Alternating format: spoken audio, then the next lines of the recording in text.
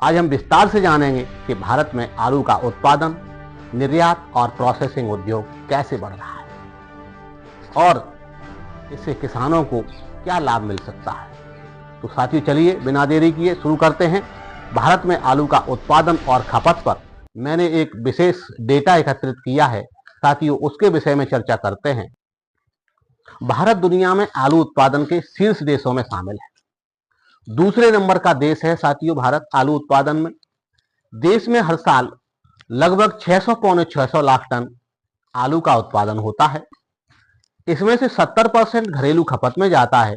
वही साथियों 25% बीज के रूप में प्रयोग किया जाता है, 5% आलू प्रोसेसिंग यूनिटों में और साथियों निर्यात के लिए प्रयोग किया जाता है। बीते वर्ष की तुलना में इस बार प्रोसेसिंग और एक्सपोर्ट दोनों में वृद्धि के संकेत मिल रहे हैं। अब जानते हैं भारत के आलू निर्यात की स्थिति।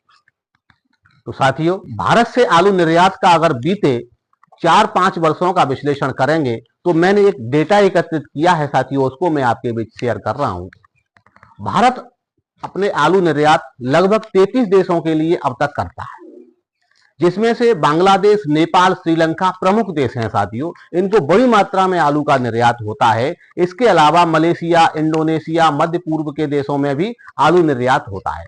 अब कुछ रास्ते यूरोप के देशों के लिए भी खुल रहे हैं और साथियों सऊदी अरब वगैरह के भी कुछ देश हैं, उधर भी साथियों आलू का निर्यात होने की इस साल संभावना है। बीते साल कुछ सीमित मात्रा में वहां आलू निर्यात हुआ था, लेकिन इस साल कुछ बड़ी मात्रा में संभावना बन रही है, क्योंकि सरकार ने बहुत सारे ऐसे प्रयास किए हैं। वहीं कुछ विकासशील और विकसित किसानों ने भी बहुत अच्छे प्रयास किए हैं। तो आइए साथियों देखते हैं बीते 5 वर्षों का मेरा जो विश्लेषण है वो इस प्रकार से है।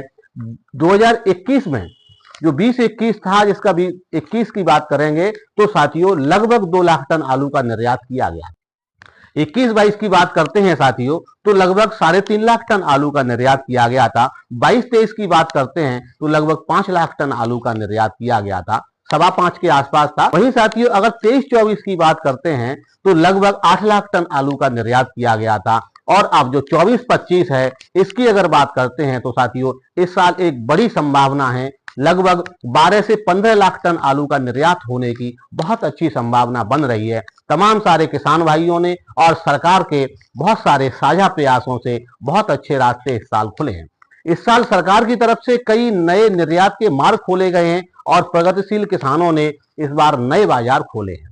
वहीं साथियों भारत जो पहले 33 देशों के लिए निर्यात कर रहा था, इस बार 10 से 12 नए देश भी जुड़ सकते हैं, जिनके आधार पर लगभग 40 से 45 देशों को इस साल निर्यात होने की संभावना बन रही है।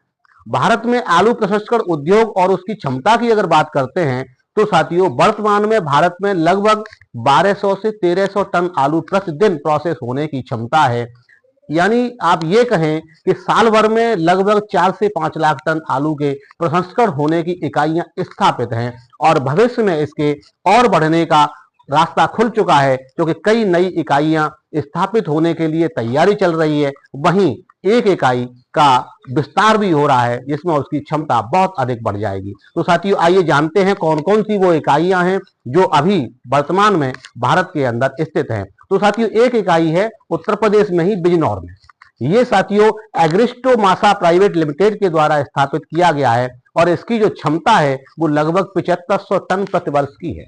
यहाँ साथियों लगभग 300 करोड़ रुपए का निवेश किया गया था, जहां जो आलू होता है उसको डिहाइड्रेटेड पोटैटो फ्लेक्स का उत्पादन होता है यहाँ पे और बड़ी मात्रा में होता है साथियों। दूसरी गुजरात में है, ये वालसाड और राजकोट गुजरात में स्थित है। ये साथियों बालाजी वेफर्स प्राइवेट के लिमिटेड के नाम से है और यहाँ उत्पादन भी बड़ी मात्रा में होता है। लगभग 6 लाख किलोग्राम प्रति दिन आलू का यहाँ पे प्रोसेसिंग होती है, जिसमें 1 लाख किलोग्राम आलू वेपर्स के लिए और 5 लाख किलोग्राम आलू नमकीन के लिए यूज किया जाता है। तो लगभग 6 लाख किलोग्राम यहाँ पे आलू की प्रतिदिन प्रोसेसिंग होती है।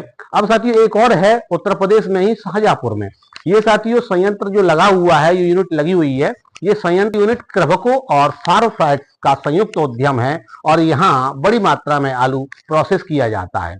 इसके बाद साथियों कुछ यूनिट ऐसी हैं जो प्रस्तावित हैं और जो जल्द ही आगे आने वाले 1 या 2 वर्ष में चालू हो जाएंगी और उनसे बड़ी मात्रा में आलू की प्रोसेसिंग हो सकेगी। तो एक साथियों प्रस्तावित है हिमाचल प्रदेश के ऊना में, यहाँ लगभग 20 करोड़ रुपए का इन्वेस्टमेंट किया गया है और ये 500 किलोग्राम प्रति घंटे का इसका प्रोसेस रहेगा आलू का, और ये बड़ी मात्रा में किसानों को रोजगार और उसके किसानों के जो आलू है उसका मूल्य दिलाने में कारगर साबित होगी। बिजनौर में उत्तर प्रदेश में जो स्थापित है साथियों, उसका इस साल विस्तार हो रहा है और इसकी क्षमता बहुत अधिक बढ़ जाएगी। जहां अभी तक उसकी क्षमता 7500 टन प्रति वर्ष की थी, अब साथियों बढ़कर लगभग 80,000 टन प्रति वर्ष हो जाएगी, क्योंकि यहाँ 750 करोड़ रुपए का निवेश किया गया है। इससे साथियों किसानों को बहुत बड़ा लाभ मिलेगा, अच्छा लाभ मिलेगा।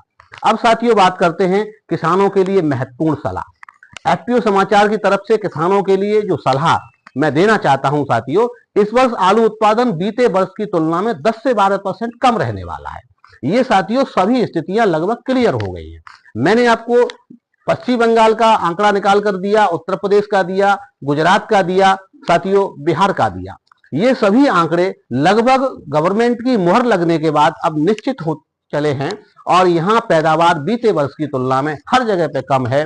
जहां पश्चिम बंगाल का बहुत बड़ा हुआ चलाया जा रहा था, तमाम सारे हल्ला गुल्ला किया जा रहा था कि बहुत बड़ी पैदावार है, लेकिन उसका अब जब निचोड़ निकलकर सामने आ रहा है तो साथियों अभी तक पश्चिम बंगाल में भी, पूरे पश्चिम बंगाल की बात कर रहा हूं, आप इसको नोट कर लीजिए, अभी तक मात्र 75% कोल्ड स्टोरेज भरे हैं। आज 31 मार्च 2025 तक मैं ये दावे के साथ कह सकता हूं साथियों, गुजरात पश्चिम बंगाल में मात्र 75% कोल्ड भरे हैं। तो निश्चित है बीते साल की तुलना में इस साल आलू पैदावार कम रहने वाली है, क्योंकि वहां बड़ी मात्रा में आलू साथियों कच्चे में भी खोदा गया था। इस वर्ष आलू उत्पादन बीते वर्ष की तुलना में 10 से 12% कम रहने वाला है, जिससे कीमतें संतुलित रह सकती हैं। ऐसे में किसानों को जागरूक रहना होगा और अपनी फसल को सही समय पर सही बाजार में बेचना होगा। एक पुरानी कहावत है, खेती क्यारी बीनड़ी और घोड़े का तंग, अपने हाथ संभालिए लाख लोग हों संग। तो साथियों ये कहावत को चरितार्थ करिए। तो साथियों आपकी मेहनत से उगाया गया आलू ही आपकी आर्थिक मजबूती का आधार बनेगा। इसलिए इसे सही समय पर सही रणनीति के साथ बेचिए और अधिक मुनाफा कमाइए। अपने आलू की जो कमान है, उसको व्यापार रूपी कमान, उसको अपने हाथ में रखिए, अपने हाथ से अपने आलू को बेचिए, नए बाजार तलाशिए। बहुत सारी संभावनाएं साथियों देश के अंदर ही है। मैं आपसे कई दिनों से ये बात कह रहा हूं, आगरा के आलू की, 3797 आलू की, अच्छी क्वालिटी के आलू की साउथ में बहुत अच्छी मांग है। और अगर आप अपने हाथ से अपने आलू की व्यापार की कमान संभालते हैं तो निश्चित तौर पर साथियों वहां से आप एक अच्छा लाभ ले सकते हैं। तो साथियों यह थी आलू के एक्सपोर्ट और प्रोसेसिंग पर हमारी विशेष रिपोर्ट। लेकिन इससे जुड़ी एक और रिपोर्ट बहुत ही जल्दी साथियों मैं आपके लिए लेकर आ रहा हूं।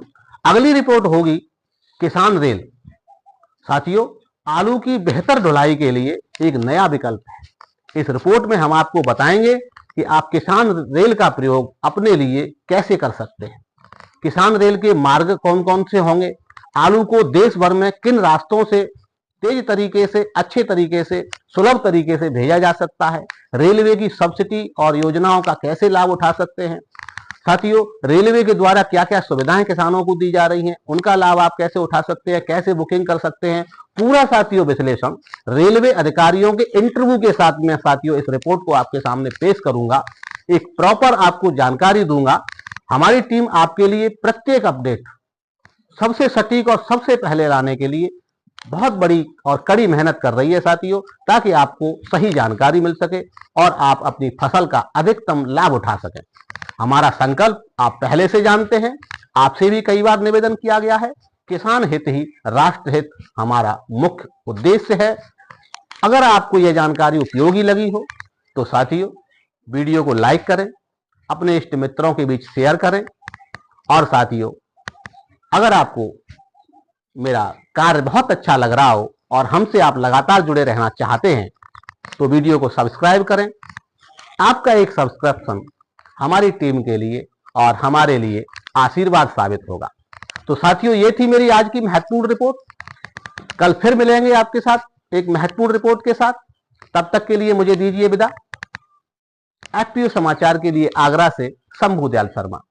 धन्यवाद साथियों। और अब क्योंकि आपने यहाँ तक वीडियो देख ली है तो साथियों, अंत में मैं आपसे इतना ही कहूँगा, हमारी मुहिम का हिस्सा बने। हमारी मुहिम है किसान हित ही राष्ट्र निर्माण। मैंने शुरुआत कर दी है, आपके जुड़ने का इंतज़ार है।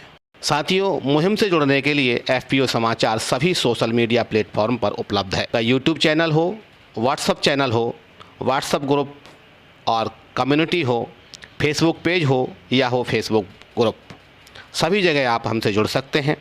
मेरा संकल्प है, खेती किसानी संबंधित प्रत्येक अपडेट, वह मार्केट भाव का हो या हो मौसम का, या हो सरकार से संबंधित या हो योजनाओं से संबंधित, सबसे पहले आप तक पहुंचे। धन्यवाद साथियों, आज के लिए बस इतना ही। कल फिर मिलेंगे किसी नए अपडेट के साथ। FPO समाचार के लिए फतेहाबाद, शमशाबाद, आगरा क्षेत्र से शंभू दयाल शर्मा।